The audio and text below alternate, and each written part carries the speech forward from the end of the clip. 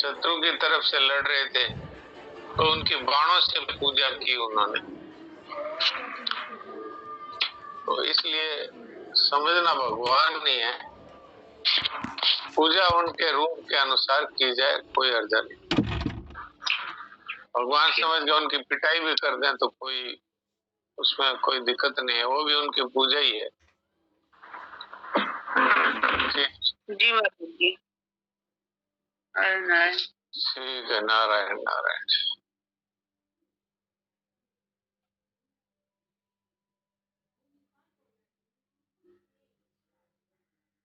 राम नारायण जी बोलिए।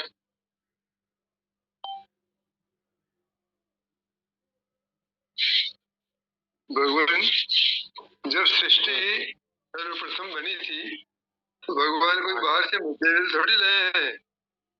पृथ्वी जल तेज दिवा का स्वयं ही बने, स्वयं ही बने, स्वयं बने, फिर सारी सृष्टि परमात्मा ही हो गई। सारी सृष्टि परमात्मा ही।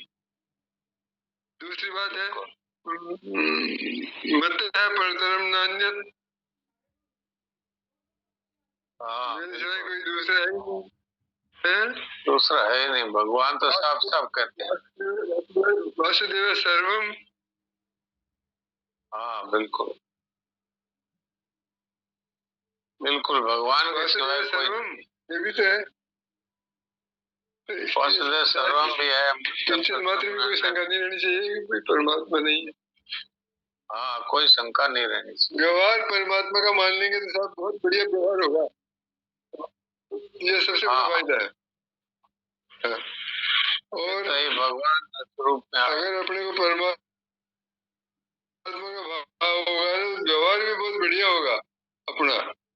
हाँ, ये तो हो गई। गलत काम नहीं कर सकेंगे, ये सही बात है।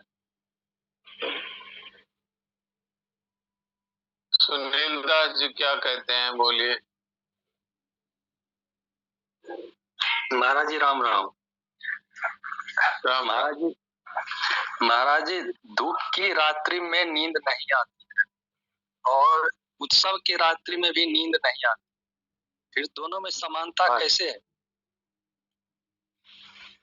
एक बार फिर बताइए। महाराज जी दुख भरी रातों में नींद नहीं आती है और उत्सव के रातों में भी नींद नहीं आती, इस दोनों में समानता कैसे है? नहीं, समानता तो ये है कि चाहे दुखी होवें और चाहे खुश होवें, संसार को देख करके दुखी होवें तो भी वो व्यतीत होना हुआ और सुखी होवें तो भी व्यतीत होना ही हुआ। यम ये न व्यत्यंते ते पुरुषम पुरुषस्य सम दुख सुखम धीरम स्वमृत्युत्वाय कल्पते।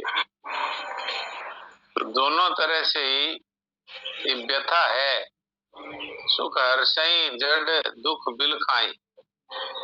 जो जड़ पुरुष यानी जो अज्ञानी है वो सुख में भूल जाते हैं और दुख में रोते हैं। तो दोनों है, तो दोनों ही पीड़ा ही है, व्यथा ही है दोनों। दो सम धीर धरे मन माई। तो हिसाब से चाहे भले सुख की रात हो चाहे दुख की रात हो, वही हमारे लिए तो दोनों ही व्यथा की बात है।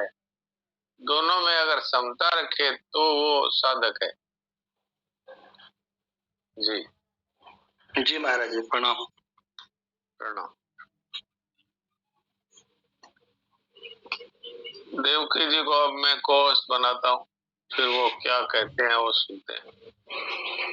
शरणान जी महाराज की अमृत वाणी।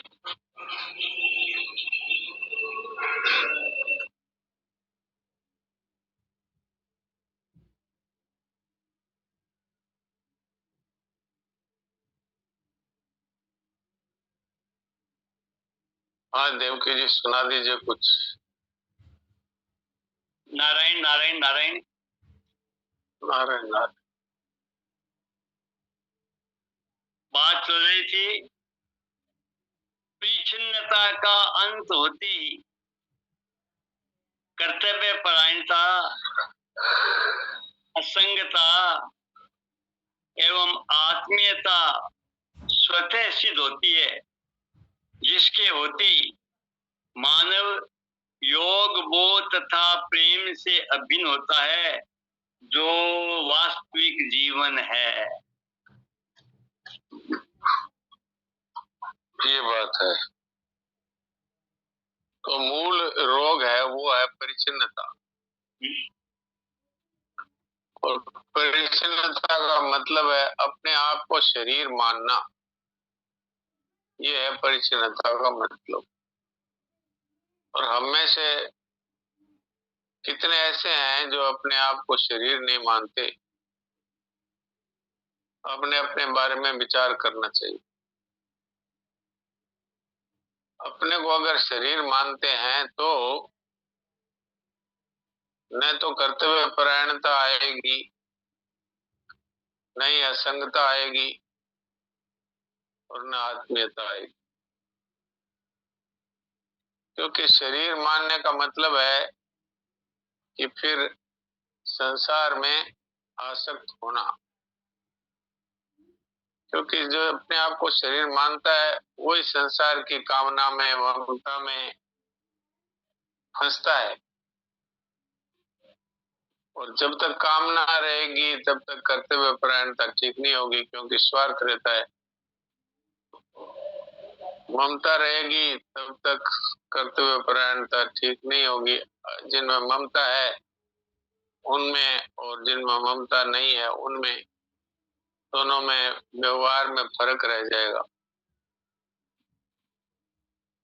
जैसे परिवार में अपने भी बच्चे हैं और देरानी जेठानी के भी बच्चे हैं, तो अपने बच्चों को विशेष ज्यादा चीज दे देते हैं और देरानी जेठानी के बच्चों को कम देते हैं। अपने वाले को बढ़िया चीज दे देते हैं, उनको थोड़ी घटिया चीज दे देते हैं। ये स्वार्थ बुद्धि आ जाती है ममता के कारण। और कामना के कारण से मनुष्य उस सही कर्तव्य का पालन नहीं कर सकता, क्योंकि कामना है उसमें स्वार्थ बुद्धि रहती है।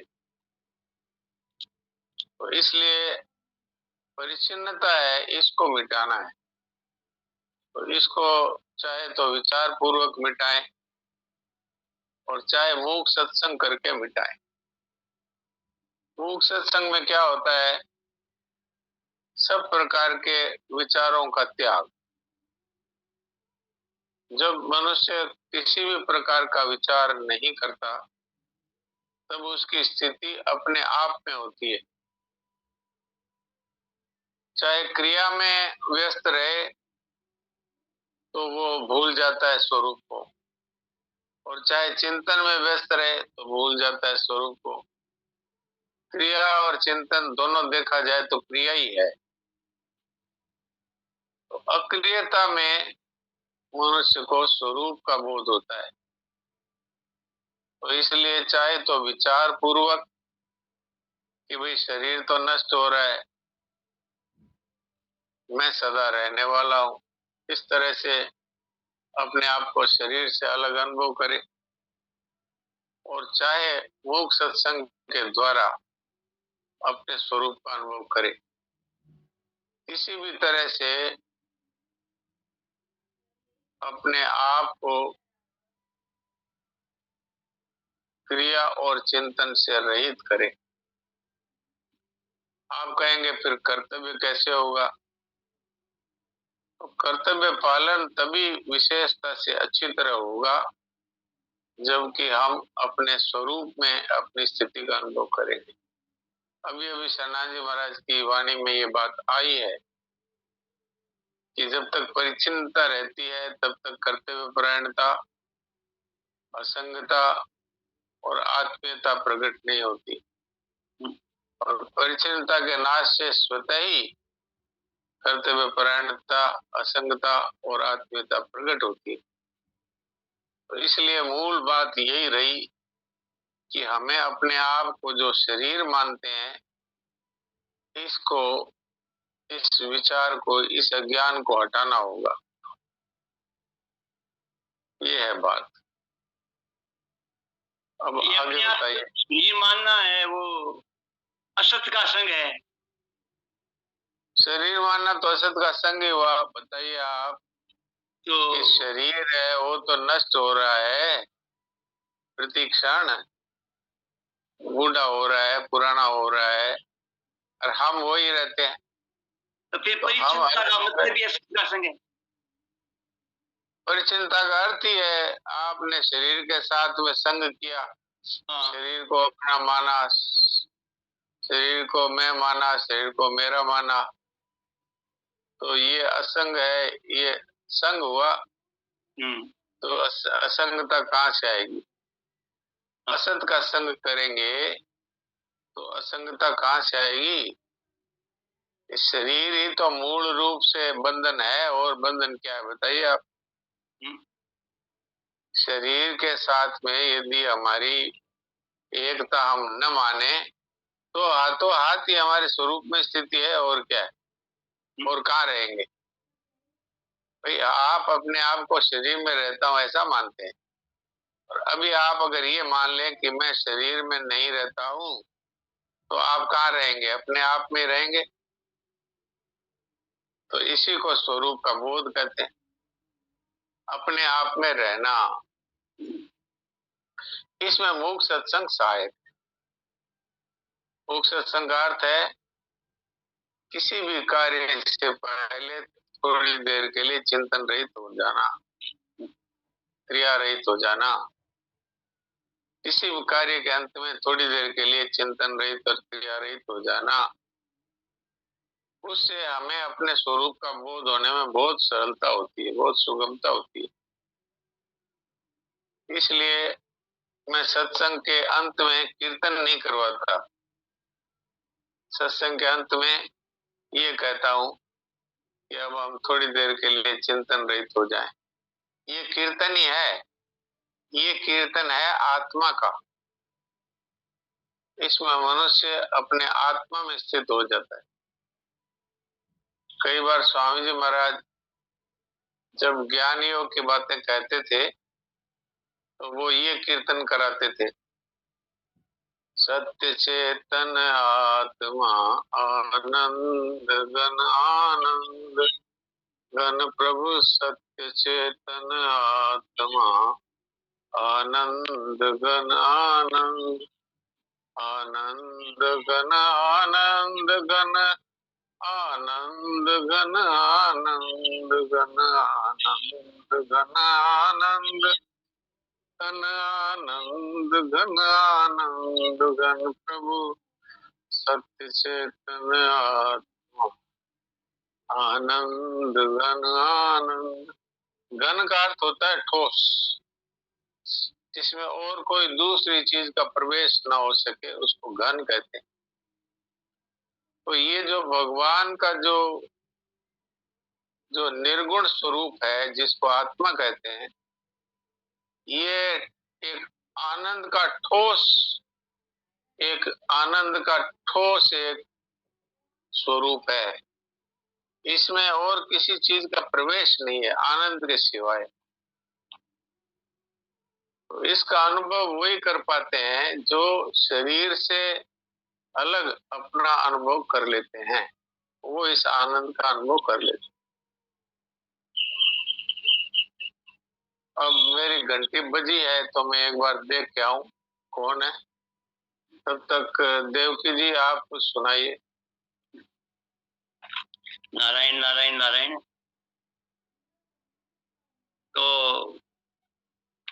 परिच्छिन्नता का अंत होते ही कर्तव्य परायणता स्वतः ही अभिव्यक्त हो जाती है, अपने आप आ जाती है। असंगता अपने आप आ जाती है, आत्मीयता अपने आप आ जाती है। कर्तव्य परायणता आते ही क्या होता है कि अपनी स्थिति योग में स्थित हो जाती है, और असंगता आते ही अपने को बोध हो जाता है, और आत्मीयता आते ही प्रेम की अभिव्यक्ति होती है। इसको दूसरे शब्दों में कह सकते हैं निर्भयता।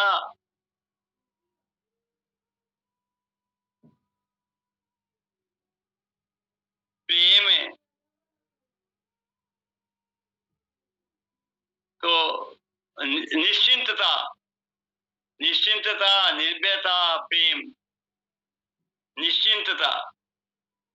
निश्चिंतता आते ही क्या होता है कि अपने आप शांति आ जाती है। निश्चिंतता आते ही, निश्चिंतता कब आती है? जब व्यक्ति जो हो रहा है भगवान के विधान से वो सब ठीक ही हो रहा है, ये जब व्यक्ति समझ जाता है तो अपने आप निश्चिंतता आ जाती है। निश्चिंतता आते ही शांति की अभिव्यक्ति होती है, अपने आप शांति आती है, बुलानी नहीं पड़ती है, स्वतः ही शांति है वो प्रकट हो जाती है, अभिव्यक्त होती है, यानी प्रकट हो जाती है निश्चिंतता आते ही। और जब हम शरीर, प्राण और इनको है ना अपना नहीं माने तो स्वतः ही निर्भयता आ जाती है, यानी कि किसी चीज को हम अपना नहीं मानेंगे तो निर्भयता अपने आप आ जाएगी। निर्भयता का परिणाम क्या निकलता है? उससे व्यक्ति स्वाधीन, उसमें स्वाधीनता की अभिव्यक्ति होती है, यानी कि पराधीनता का अत्यंत अभाव हो जाता है। पराधीनता का अत्यंत अभाव होने से क्या है कि अपने आप है ना वो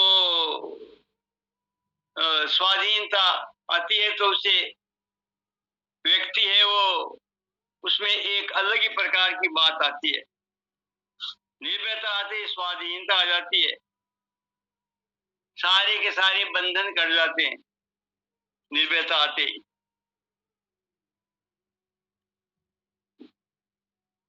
और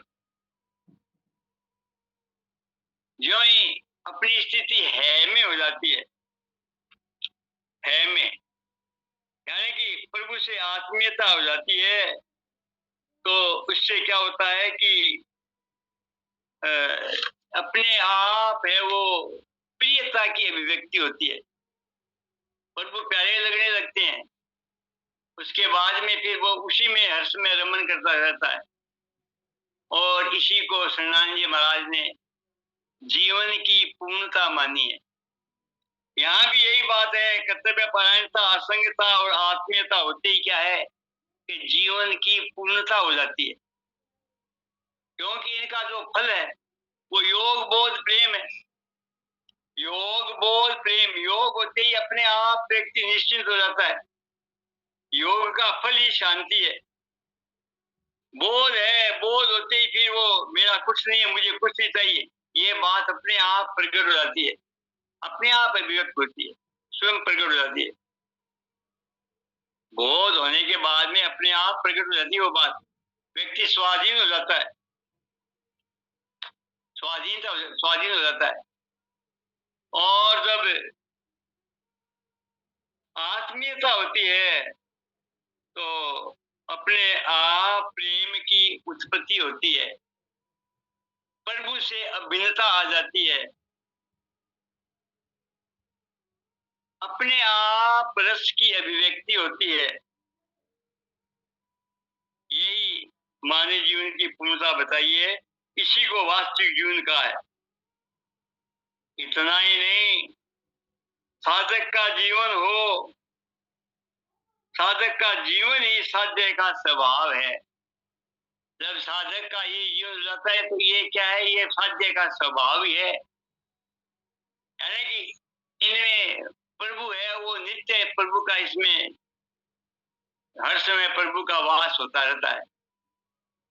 ये प्रभु की ही सारी की सारी विशेषताएं हैं, जैसे ईश्वर अंश, जीव अविनाशी, अविनाशी, चेतन, अमल, सहज, सुखराशि, ये सब क्या है? ये सारे के सारे प्रभु की विशेषताएं हैं, प्रभु का स्वरूप ही है। इसीलिए हम सोने से पहले कम से कम समय में, अल्प से अल्प समय में अपनी वस्तु स्थिति का अध्ययन करके सोएं तो अपने को पता चल जाता है। तभी स्वामी जी ने नियम बनाए थे आत्मनिरीक्षण अर्थात अपने प्राप्त विवेक के प्रकाश में अपने दोषों को देखना, सारी की सारी जो जड़ है वो अभी बताई इतना परिचिन्नता है। परिचिन्नता है, वो परिचिन्नता कब प्रकट हो जाती है? जब हम उस पर ध्यान देते हैं, अरे मैंने तो ये परिचिन्नता पाकर बहुत बड़ी गलती की, ये तो असत्य का संग है।